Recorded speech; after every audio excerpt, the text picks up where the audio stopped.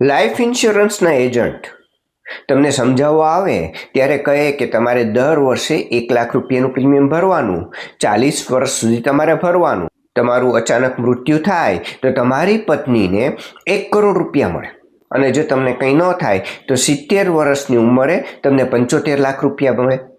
હવે ક્લાયન્ટને ઇન્સ્યોરન્સ લીધા પછી જ્યારે દર વર્ષે 1 લાખ રૂપિયા ભરવા અઘરા પડતા હોય ત્યારે વિચાર આવે કે અત્યારે હું મહા મહેનતે 1 લાખ રૂપિયા પ્રીમિયમ ભરું છું અને મને પૈસા તો હું જ્યારે 70 વર્ષનો થઈશ ત્યારે મળે. એ પૈસા શું કામના? અને મને કાંઈ થઈ ગયું, મારું મૃત્યુ થઈ ગયું તો મારી પત્નીને સીધા 1 કરોડ રૂપિયા મળે. એ મારા મોત ઉપર જલસા કરે. અને આવું વિચારી ગેરસમજને કારણે ઘણા બધા ક્લાયન્ટ લાઈફ ઇન્સ્યોરન્સ પ્રીમિયમ અધવચ્ચેથી બંધ કરી દે છે અને બહુ મોટી નુકસાની ભોગવે છે. લાઈફ ઇન્સ્યોરન્સનો પર્પઝ તમે સારી રીતે સમજી લો. તમારું આકસ્મિક મૃત્યુ થયું તો શું તમે એવું ઈચ્છો કે તમારા વૃદ્ધ માતા પિતા, જેને પોતાની બધી જ બચત તમને ઉછેરવામાં, તમને સારું એજ્યુકેશન આપવામાં વાપરી નાખી, હવે એમની કોઈ આવક નથી, કોઈ સેવિંગ નથી, એ તમારા ગયા પછી નોકરી શોધવા જાય? તમારી પત્ની જે તમારા વૃદ્ધ માતા પિતાની સેવા કરે છે, તમારા બાળકોનું ધ્યાન રાખે છે, તમારું ઘર સંભાળે છે, શું તમે એની ઉપર વધુ એક જવાબદારી પૈસા કમાવાની પણ નાખવા માગો છો?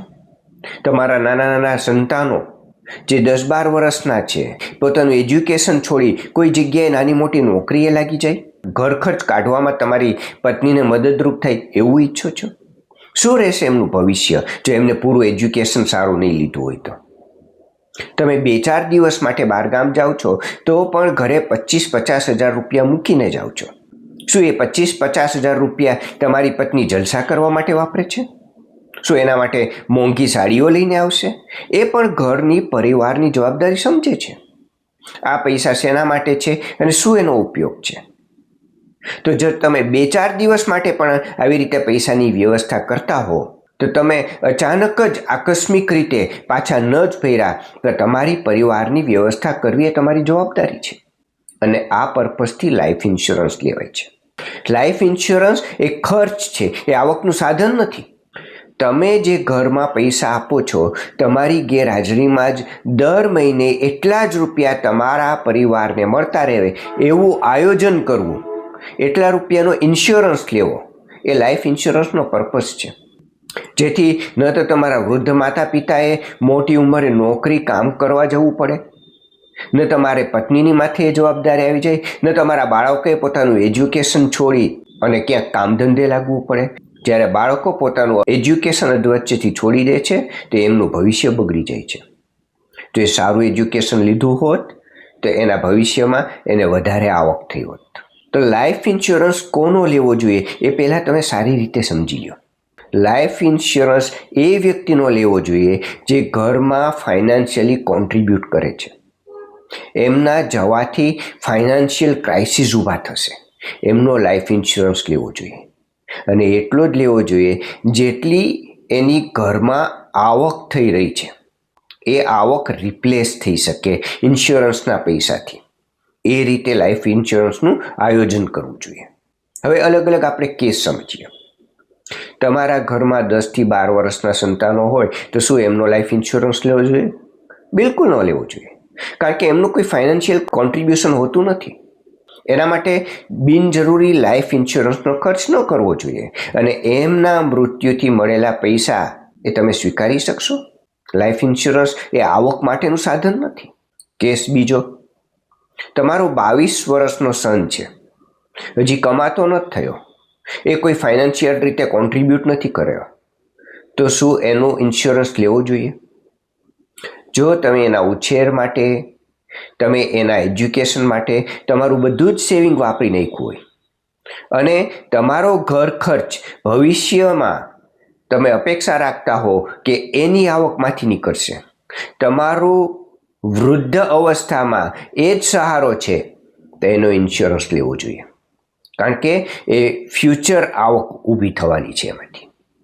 તો એનો ઇન્સ્યોરન્સ જરૂરથી લેવો જોઈએ. કેસ ત્રીજો, તમારી પોતાની બચત મ્યુચ્યુઅલ ફંડમાં હોય, પીપીએફમાં હોય, ફિક્સ ડિપોઝિટમાં હોય, એવી 1 કરોડ રૂપિયાની ઓલરેડી છે અને તમે એક એવો ઇન્સ્યોરન્સ લ્યો છો જેમાં 10 વર્ષ સુધી તમને ઇન્સ્યોરન્સ મળે 10 લાખ રૂપિયાનો, અને પછી 30 વર્ષ પછી અમુક પૈસા મળે.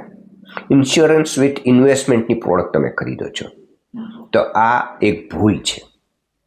કારણ કે 10 લાખ ઇન્સ્યોરન્સના જે પૈસા આવશે એ તમારા પરિવારને કોઈ કામના નથી, કારણ કે તમારી પાસે ઓલરેડી બચત છે 1 કરોડની. એ 10 લાખ રૂપિયા તમારા પરિવાર માટે બહુ મોટો ફેર નહીં પડે, પરંતુ એ 10 લાખ રૂપિયા ઇન્સ્યોરન્સ વિથ ઇન્વેસ્ટમેન્ટ લીધું એને લીધે ઇન્સ્યોરન્સના મોર્ટાલિટી ચાર્જીસમાં જે પૈસા કપાઈ જાય છે એ કારણે તમારા ઇન્વેસ્ટમેન્ટ ઉપરનું રિટર્ન 25થી 50% ઓછું થઈ જશે.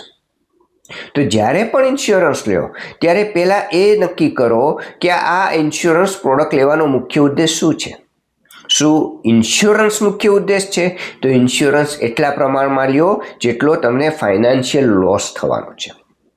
જો ઇન્વેસ્ટમેન્ટ મુખ્ય ઉદ્દેશ છે તો ઇન્સ્યોરન્સ સાથે ઇન્વેસ્ટમેન્ટવાળી ક્લબ કરીને પ્રોડક્ટ જ ન ખરીદો, જેથી તમારું 25થી 50% રિટર્ન ઘટી જાય. કેસ ચોથો, પતિ અને પત્ની બંને વર્કિંગ છે. શું બંનેનો ઇન્સ્યોરન્સ લેવો જોઈએ?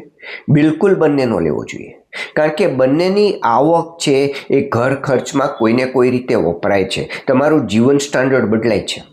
એવું બને કે તમારી આવક ઉપર છે એ ઘર ખર્ચ ચાલે છે, પત્નીની આવક ઉપર લોનના હપ્તા ચાલે છે, અથવા તો બીજી આવકથી લક્ઝરી ખરીદવામાં મદદરૂપ થાય છે. તો જ્યારે બંને વ્યક્તિ ઘરમાં કોન્ટ્રીબ્યુટ કરી રહ્યા છે તો બંનેમાંથી કોઈ એક વ્યક્તિનું જવું એ ફાઇનાન્શિયલ લોસ છે, અને એ પ્રોટેક્ટ કરવા માટે બંનેનો લાઈફ ઇન્સ્યોરન્સ હોવો જોઈએ. અને એ એટલો હોવો જોઈએ કે જે ઇન્કમ એ કોન્ટ્રીબ્યુટ કરી રહ્યા છે અને ભવિષ્યના 10-20 વર્ષમાં જે કોન્ટ્રીબ્યુટ કરવાના છે એ રિસ્ક કવર થાય એટલો લાઈફ ઇન્સ્યોરન્સ હોવો જોઈએ. તો લાઈફ ઇન્સ્યોરન્સ કોનો હોવો જોઈએ એ આ વિડીયોમાં તમે બરાબર સમજી ગયા હશો કે એ વ્યક્તિનો લાઈફ ઇન્સ્યોરન્સ હોવો જોઈએ જે ફાઇનાન્શિયલી તમારા પરિવારમાં કોન્ટ્રીબ્યુટ કરે છે, અને એના ન રહેવાથી તમને જે ફાઇનાન્શિયલ ક્રાઇસિસ ઊભા થવાના છે એને પ્રોટેક્ટ કરવા એ વ્યક્તિનો લાઈફ ઇન્સ્યોરન્સ હોવો ખૂબ જ જરૂરી છે. બિનજરૂરી ઇન્સ્યોરન્સની જરૂર જ નથી અને તમે ઇન્સ્યોરન્સ ઇન્વેસ્ટમેન્ટ માટે લ્યો છો તો એ ભૂલ ક્યારેય ન કરતા, કારણ કે તમારું ઇન્વેસ્ટમેન્ટ 25થી 50% એ કારણે ઘટી જાય છે. તો ફક્ત ઇન્વેસ્ટમેન્ટ પ્રોડક્ટ ઉપર ધ્યાન આપો અને વધુમાં વધુ રિટર્ન આપતી ઇન્વેસ્ટમેન્ટ પ્રોડક્ટ લ્યો, ઇન્સ્યોરન્સ પ્રોડક્ટ ન લ્યો.